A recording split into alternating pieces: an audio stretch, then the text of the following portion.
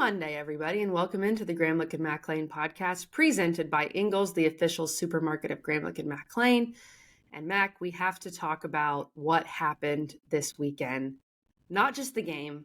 We'll get to the game. Florida State beats Louisville 16-6 to win the ACC title. And of course, a game was played, and we'll talk about it, Mac. But Florida State, as an undefeated Power 5 champion, 13-0, is left out of the college football playoff. That's what we have to talk about. And first and foremost, Mac is in Bristol. He just did the ACC Network Selection Sunday show. He obviously is, tie loose because it's just been a day. It's been a day. So just tell me about your last 24 hours, Mac. Yeah, it's been crazy, KG, because obviously you start Saturday very excited, and really Friday, when we got to Charlotte, we had a couple of shows this weekend. Super jazzed up for the matchup and just excited to get to this moment because it's such a pivotal thing, kind of an exclamation point on the entire season for the ACC, and excited to put a bow on it. And for one team, fighting for a berth in the Orange Bowl, and the other team fighting for what we thought would have been a college football playoff, and that team in Florida State, and they won. And it was a crazy game, and we'll break all that down. Wait, they won? Yeah, right. You wouldn't know. You wouldn't know that, right? You wouldn't know they played a season at all, actually. But and then we're on a plane, literally me, EJ, Kelsey, Eddie, within a 5-foot radius of each other on this plane watching Selection Sunday. Oh, wow. And they announced Georgia at 6, and they had already announced Texas at 3. And when I saw that, I was already mentally preparing myself that, okay, this is happening. And then they announced Georgia 6, obviously, and announced Alabama 4. And we all just, they're like looking at each other. And it was interesting to me too, KG, because it took like a couple of minutes for it to really set in. Because, things just happen so fast. It was a lot like Jordan Travis getting hurt. You just see it and you're just like, what? It's hard to register. And, I have a lot of different thoughts on this, and I know you do too. But when I look at this and I see a team that is 13-0, that won their conference championship, that has been ranked in the top 4, I believe, the entire college football playoff rankings this entire year. This team did not come out of nowhere. This isn't a Cinderella story that came up short. This is a brand. This is one of the best brands in all of college football. This isn't a G5 team. This isn't a Cincinnati. This isn't some magical run. Oh my gosh, can they do it? This is Florida State, the Florida State Seminoles, and the blatant disrespect to the ACC, the blatant disrespect to the Noles, to leave them out, the first ever BCS era, college football playoff era. It was a travesty, and it upset me, quite frankly. I know I'm smiling, but there's anger behind that. It's like right now. And to me, the biggest thing that I am angry about, obviously I didn't go to Florida State. It's much more personal for EJ. And I really encourage you to go back, our viewers and listeners here, and watch that show. But also on social media, there's a great clip where EJ really pours it out to have it from a Nole perspective, and someone that covers this sport. But the thing that hurts me the most is it feels like the integrity of college football has been soiled. It feels like the integrity has been tarnished because you look at the teams that were placed in, and it has a very heavy agenda-based feel to me. It has a thing, KG, where there's very clear criteria of what the committee is supposed to look at. Head-to-head, conference champions, wins and losses, all these different things. And what they have blatantly said, what they have very clearly said for 10 years is that eye test does not matter. Eye test was not a part. If you won by 60 or you won by 3, that wasn't in consideration to this process. And that was a lie. And it was a lie year one when TCU went from 3 to 6 or whatever they went to, 3 to 4, 5, and were left out of the college football playoff. And it's a lie now when a Seminole team is undefeated, wins their college, championship there, their ACC championship, and is left out for 2 teams that have losses on their record. And to me, it's also one of those things where They did everything that they could. They controlled everything that they could. They busted their tail. And now they are not afforded the opportunity to play for a national championship. And I've heard a couple of people say this, but the playoff right now and what it really has been is an invitational. It's not something that's earned. Mm-hmm. You're given it, and if they think you're up for the task, if that committee, who I think just totally devalued this game. So congrats to that. If they think you're good enough, and Vegas, whoever, whatever, isn't right all the time. And so for a group of people to sit in a room and predict future outcomes and say, this little team, because they don't have this player, they're not good enough, not based off fact, not based off when you look at strength of record, not based off when you look at any other type of measurable. And that to me is painful, and it hurts. And I feel horrible for those players and for that coaching staff. And quite frankly, I can't imagine myself in that situation where literally, because I did this, right? Like I got to this point, and luckily enough, we were deemed worthy to go in. I couldn't imagine that situation ripped away from us when we accomplished everything that you told us we had to accomplish. Mm-hmm.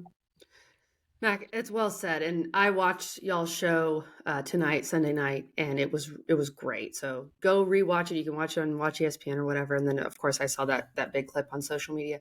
I have so many thoughts on this. Mac, let me just read you. This is from the College Football Playoff website of what the CFP's goal is.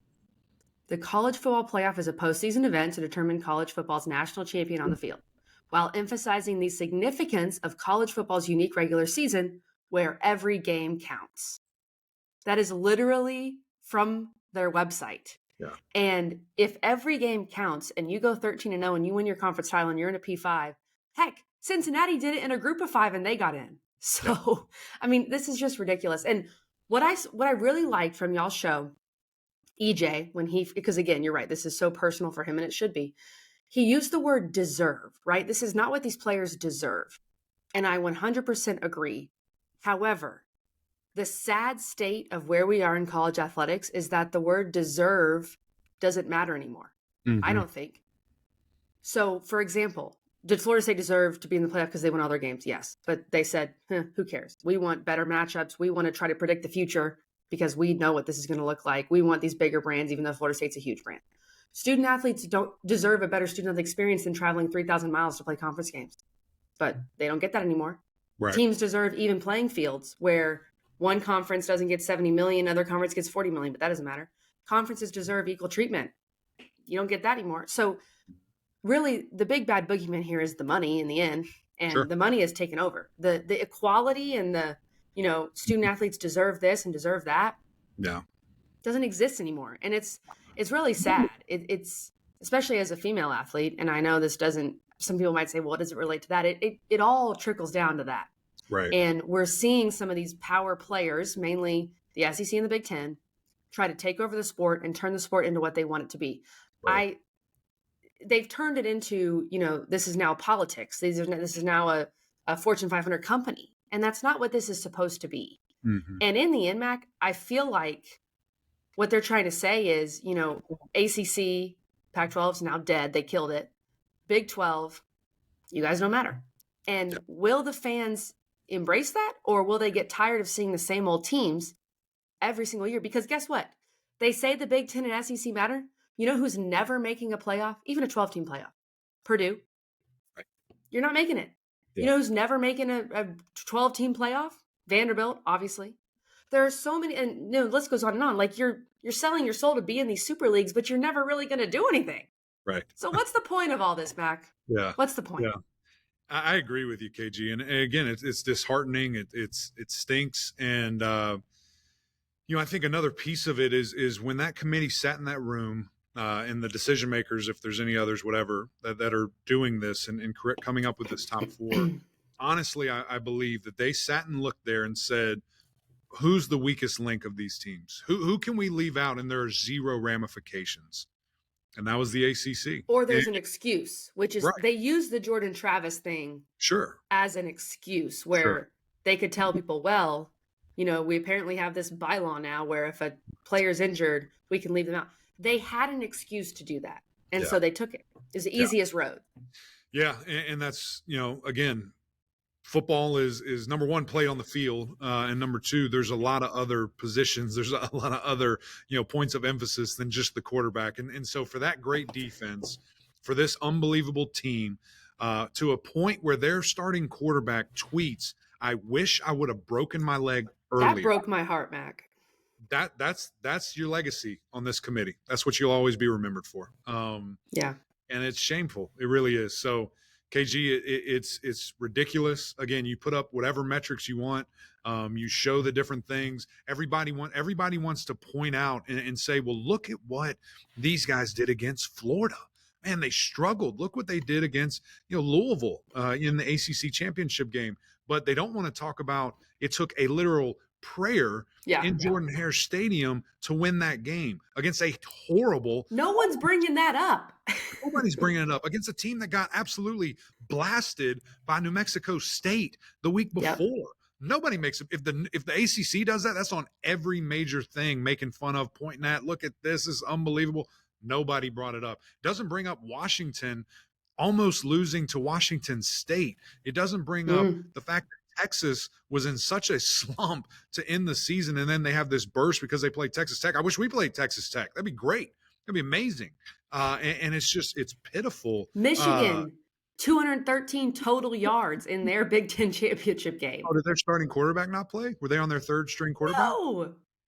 Was it raining and they couldn't do the ball or something? Was it slippery? Oh, it was inside. Okay, interesting. But yeah, crazy. Yet the ACC faces all of that. Florida State faces all of that.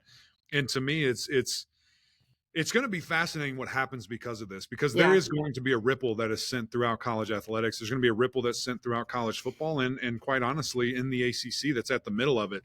You got to do some standing up for yourself. When we in the media that are on your team ask you questions to defend, it's no longer our play will talk for itself, because that doesn't work. No. It's not good enough. You have to be a politician. You have to fight the good fight like all these other coaches did that are now playing in the college football playoff, and commissioners. That's across the board. You have to fight for your league, everybody involved.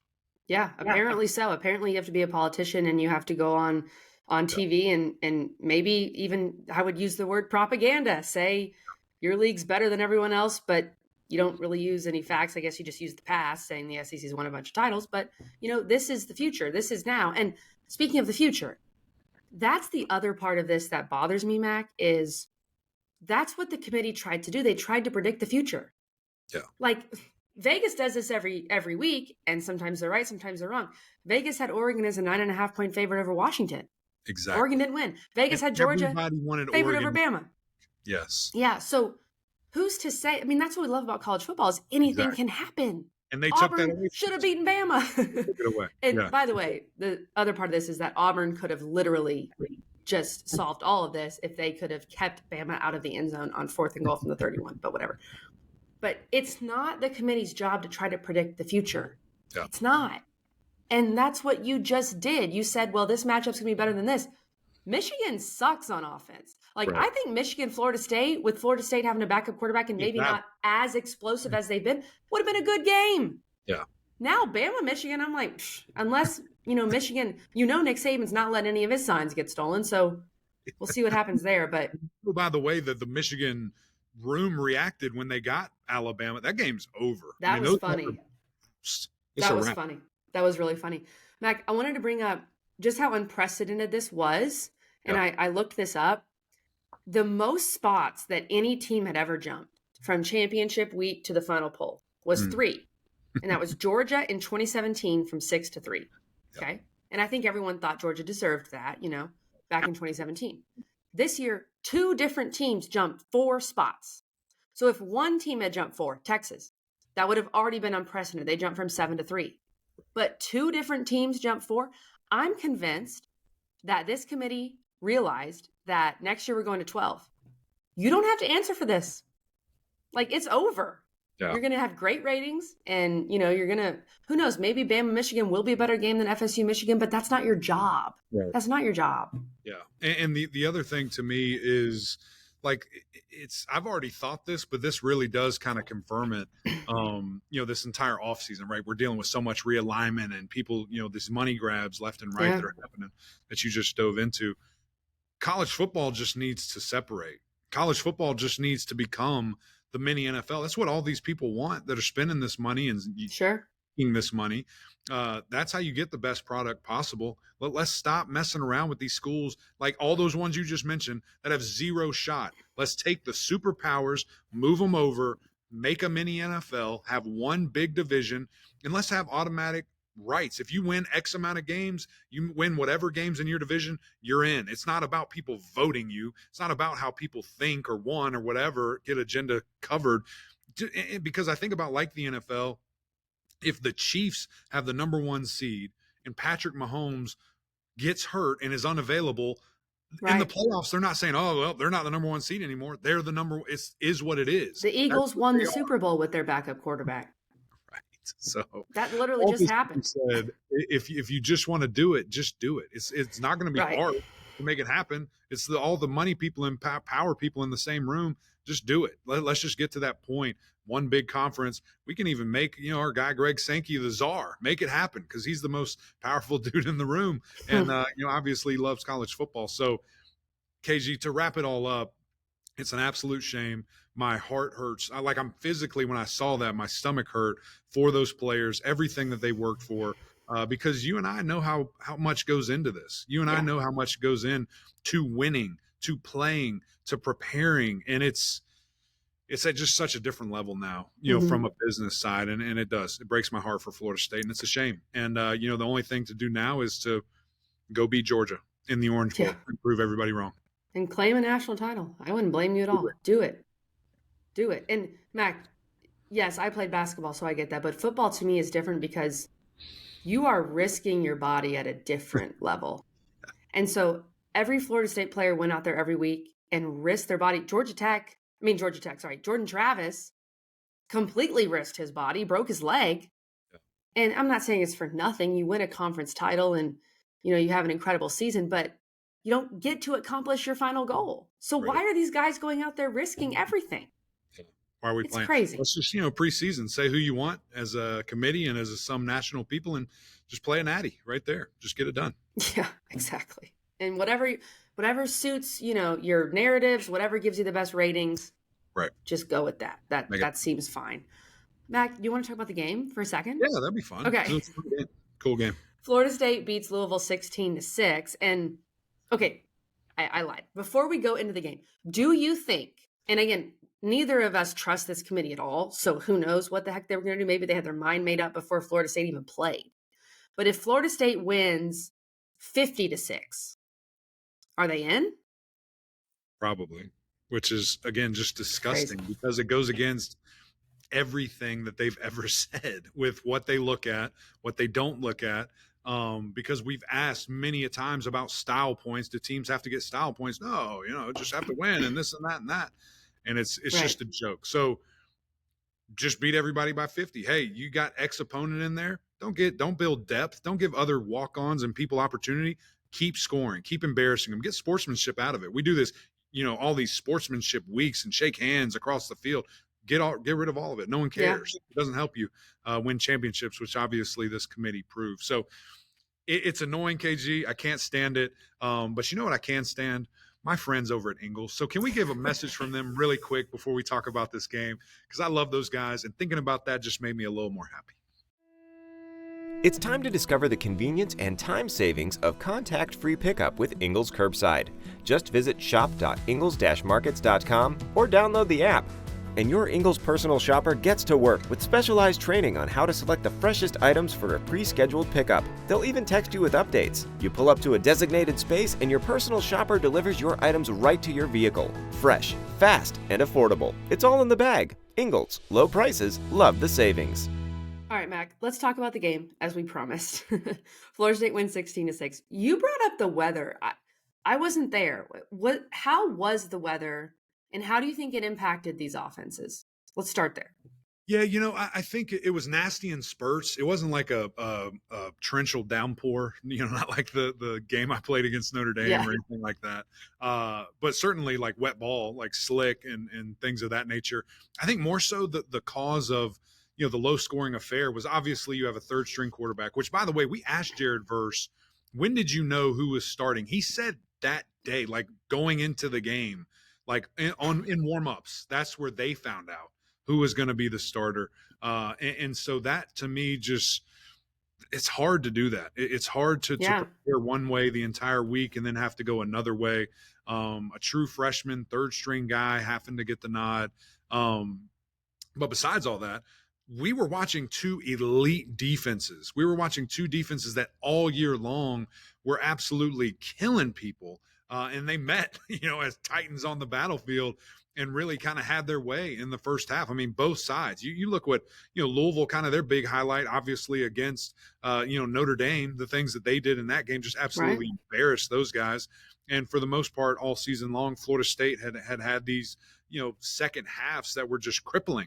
A Louisville team that was giving up like 75 yards rushing, per game, and was the best in the entire conference, loaded with talent on both sides all over the field. So to me, KG, that was the bigger factor of why it was such a low scoring affair. Again, weather, I think a small piece of it, but certainly those defenses were just playing out of their mind.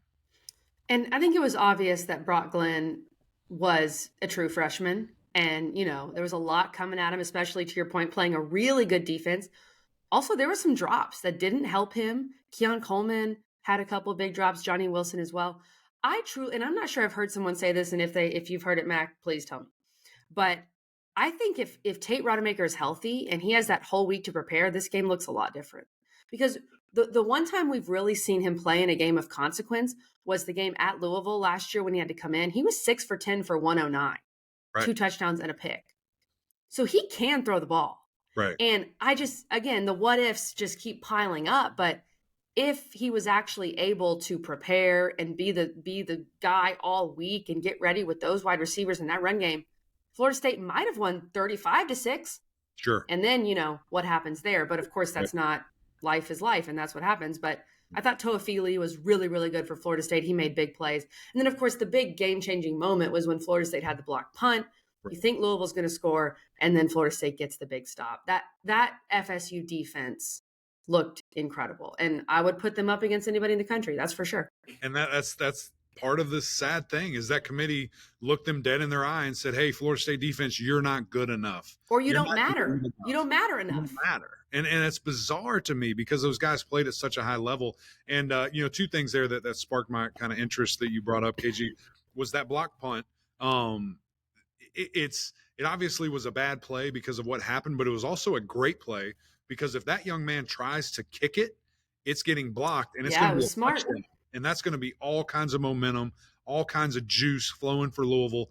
And instead, he just kind of tried to get what he could, and then a massive play by the defense. And then, I have to give so much credit to Braden Fisk. I mean, that dude led the team in tackles this game, most sacks, which he had 3, and had like 4.5 or 3.5, whatever it was, tackles for loss. 4.5. And led the team. I mean, that is a freaky thing to do at a 3 technique nose guard position. I mean, that is bonkers. And he was playing like a man possessed. And you saw it very early because Louisville was trying to do kind of, I think it was like a counter or stretch, whatever it was. And he just did this double hand slap, got the guys off him and blew the play up. And I was just like, whoa. Like that was violent. That was, just unbelievable to see. And then he just kept doing it all game long, making these crazy stops. Jared Verse, on a 2-game stretch where he is playing out of his mind, he again tackled the quarterback with the offensive lineman's butt. That was crazy. He just jacked that dude up and straight in, to Plummer there and just absolutely knocked him out. So, it was a great performance by those guys. And then I believe it's Green, the defensive back for Florida State, was just locked down. That dude was ripping the ball out, knocking it down, seatbelt all game long. So big kudos to them. It just felt like Jack Plummer was off. He was missing guys. Yeah. Guys were dropping passes. The Louisville offense that we saw all season be relatively consistent, just had their worst game and, couldn't get anything going. Again, passing it, running it. They had a couple of burst plays, which they are known for, but nothing like what we had seen from them all year long. Yeah, and maybe that hurt Florida State too, that Louisville just didn't look very good. And so, a viewer might think, well, Louisville's offense isn't very good. It's not all on Florida State's defense. And then, of course, people just run with whatever. Honestly, whatever you want. Just do whatever you want. Yeah. Make up whatever you want. That's what I've learned from this. Well, congrats to Florida State on the ACC title. And I do want to add, Eric McLean, do you remember in August when I said, Mac, I think I'm going to pick FSU to win the league? And you were like, good Go luck. ahead if you want. And I was like, should I? And then I got to second guessing and all this stuff. And I was so mad at myself. So I should have stuck with the Noles. My apologies, Noles. But Mac, I know you did pick Jordan Travis as your preseason ACC Player of the Year. So well done on that one. We got part of it. You shouldn't have let me peer pressured you in. I'm sorry for I know. I'm so mad. Normally I don't. But it was just. Stick to your guns. Man, that game, the fact the game was in Clemson. I understand. You just wanted to walk around town. I get it. That's a tough thing to have to deal with. I know. I just wanted to not be harassed by our fellow lovely Clemson people. But you got to go with your guns there. And like you said, I mean, just overall fun season for the ACC. Brutal. Great season, I thought. Mac, yeah. I mean, overall, your record against the SEC, some of those big non-conference games, some of the games were just, you had a lot of great games. I think it probably would have helped Florida State, even though they did not play UNC and they didn't play NC State because of the scheduling quirks or whatever. Maybe that helps them. I think it helps Florida State in general if Clemson doesn't have a down year, even if they still beat them. And then it helps if UNC doesn't collapse because those are your big brands. And apparently all college football cares about is brands. That's all that matters, Mac. But I think those things that are completely outside of FSU's control from an ACC perspective probably would have helped them. Yeah, I mean, I agree too. And obviously, not being the, kind of Super Bowl quality of game that we thought it was going to be in the ACC championship, having the potential of two top 10 teams. And Louisville losing to Kentucky did not help. Right. Which just stinks. And, not having that momentum going into that game. But here we are, postseason. Got 11 teams bowling, most in the Power Five. A huge percentage of these teams. Excited to see what FSU can do against Georgia. Obviously, I think that's a stand on your business type game, and to beat the defending back-to-back national champions is an unbelievable opportunity. And there's a little bit of juice there for the ACC as they play the conference champion this game, Georgia does, and then they open with Clemson next year in kind of week 1 there in Atlanta. So a great opportunity for Clemson or for the ACC, or a very humbling moment for your boy. We'll see what kind of happens there.